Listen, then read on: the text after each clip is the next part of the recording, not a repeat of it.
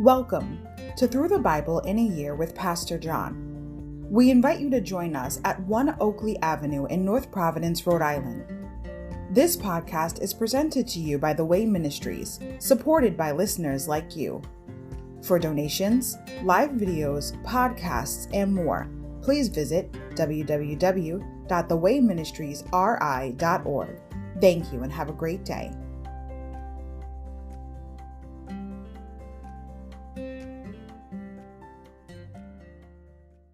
Hi everybody, welcome to Through the Bible in a Year with Pastor John. Glad you could join me today to get a portion of God's Word. Today we're going to begin with day 36, February 5th, Leviticus 16 to 17, the holiest day of the year.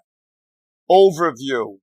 Observing the great day of atonement each year was Israel's most significant act of worship. On that day, the nation gathered to watch expectantly as the high priest entered the most holy place with the blood of atonement to cover the sins of the nation for the previous year. Because blood was the central ingredient in Israel's national and personal forgiveness, God prohibited its use for any purpose except sacrifice to Him. For it is the blood given in exchange for a life that makes purification possible. Chapter 17, verse 11.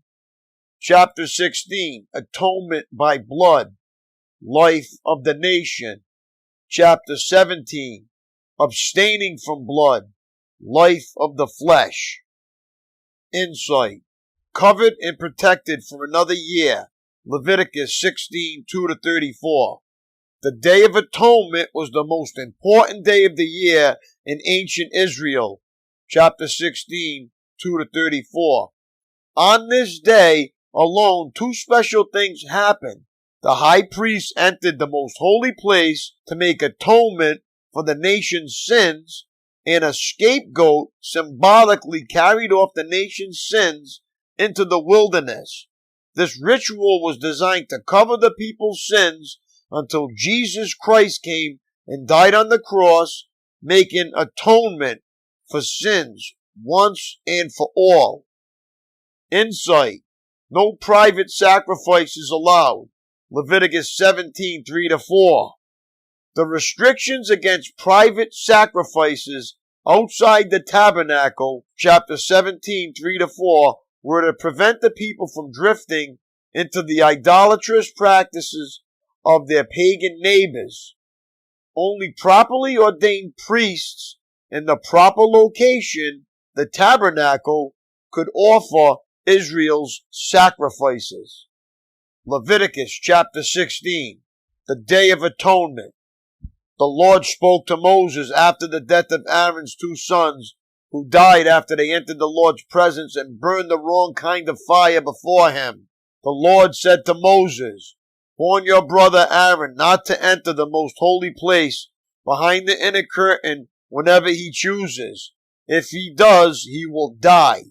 For the ark's cover, the place of atonement, is there, and I myself am present in the cloud above the atonement cover. When Aaron enters the sanctuary area, he must follow these instructions fully. He must bring a young bull for a sin offering and a ram for a burnt offering. He must put on his linen tunic and the linen undergarments worn next to his body. He must tie the linen sash around his waist and put the linen turban on his head.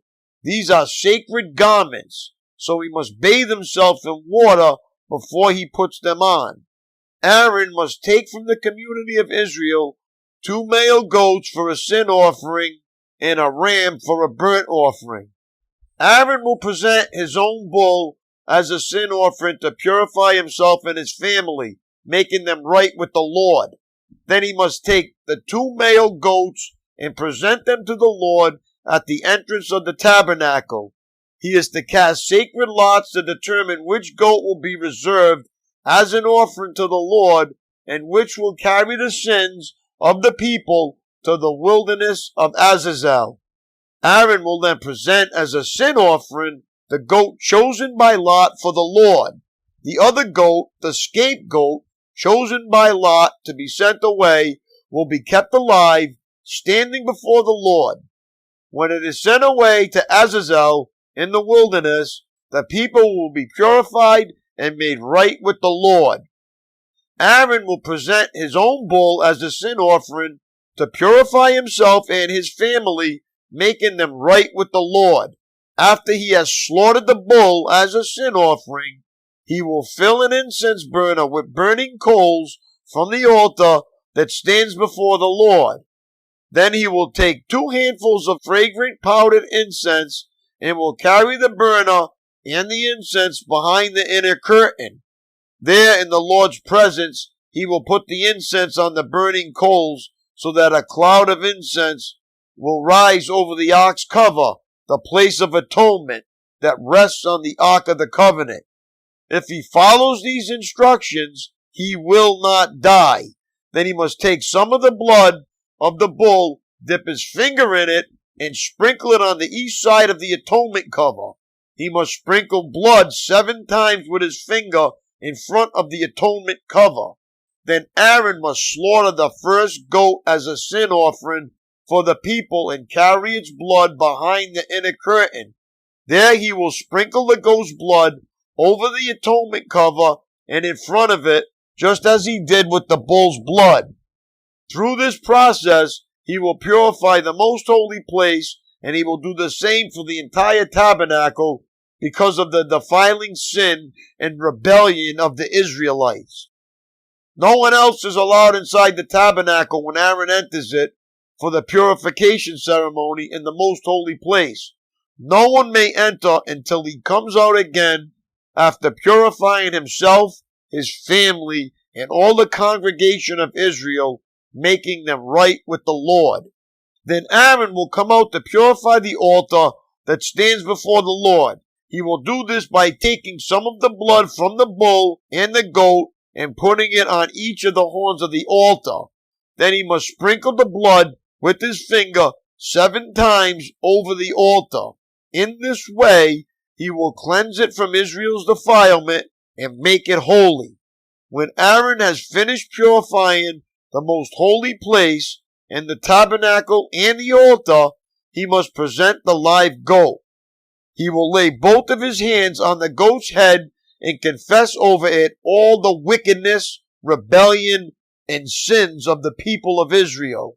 In this way, he will transfer the people's sins to the head of the goat.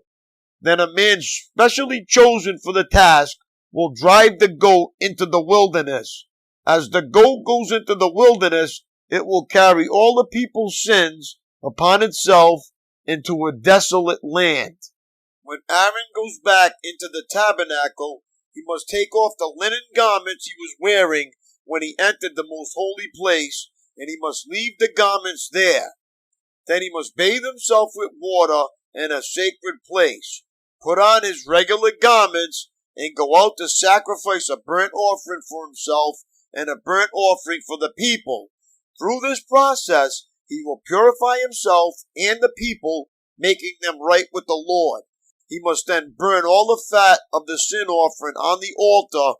The man chosen to drive the scapegoat into the wilderness of Azazel must wash his clothes and bathe himself in water. Then he may return to the camp. The bull and the goat presented as sin offerings, whose blood Aaron takes into the most holy place for the purification ceremony, will be carried outside the camp.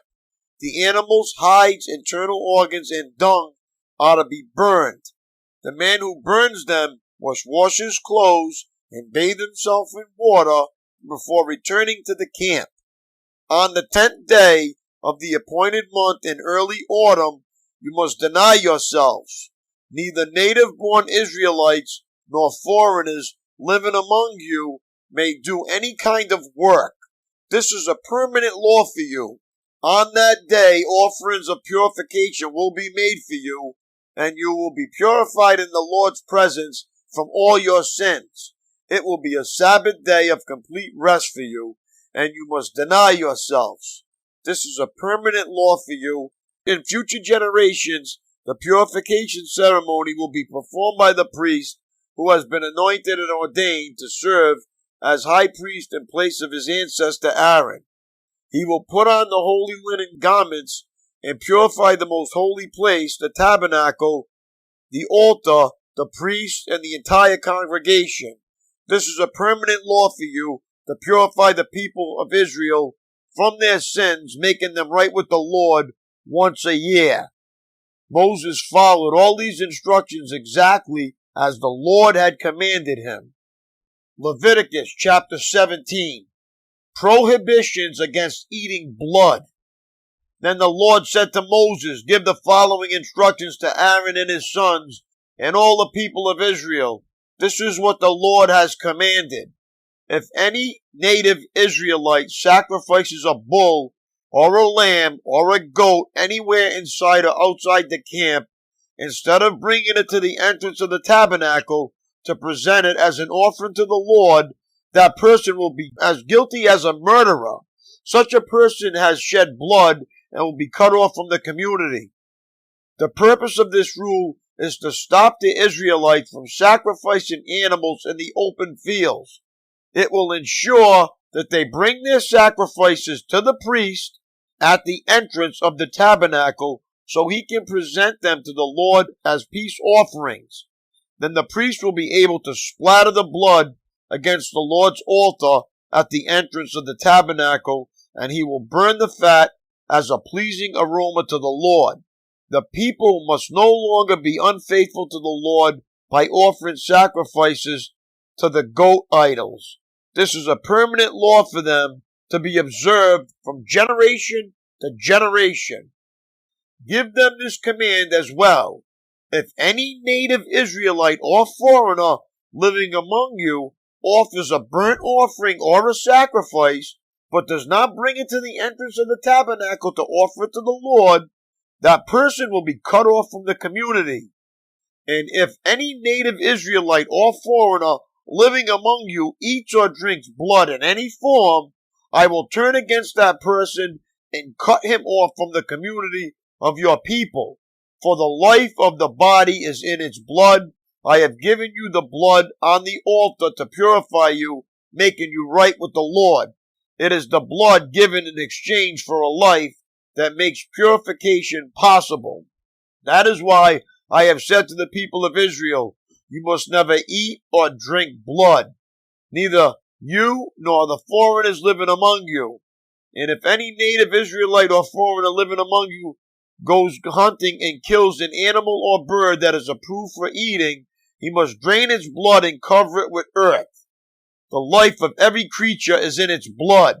That is why I have said to the people of Israel, you must never eat or drink blood, for the life of any creature is in its blood. So whoever consumes blood will be cut off from the community. And if any native-born Israelites or foreigners eat the meat of an animal that died naturally or was torn up by wild animals, they must wash their clothes and bathe themselves in water. They will remain ceremonially unclean until evening, but then they will be clean. But if they do not wash their clothes and bathe themselves, they will be punished for their sin. My daily walk. Have you ever had to live with a gnawing uncertainty, a reoccurring illness, an overdue bill, a threat of legal action? The emotions of facing situations like those are intensely painful. In Old Testament times, the emotions that charged the air on every day of atonement must have been intense. As the high priest cautiously entered the most holy place to make atonement for the sins of the nation, one question was uppermost in everyone's mind. Would God pass over their sins for another year? The awful reality of the Day of Atonement was this. People were never fully cleansed of their sins. They were only temporarily covered and sent away on the head of a scapegoat. The debt of sin remained unpaid like a promissory note deferred from year to year. Aren't you glad Jesus Christ ended that uncertainty for all time? By his death, the long-standing debt of sin was paid in full. Colossians 2:14. When you pay your bills this month, remind yourself and one other person that Jesus has paid your debt to God in full. The wonder of the cross is not the blood, but whose blood? That's all for today, my friends. Thanks for reading with me. God bless. Have a great day. I will see you tomorrow. Peace.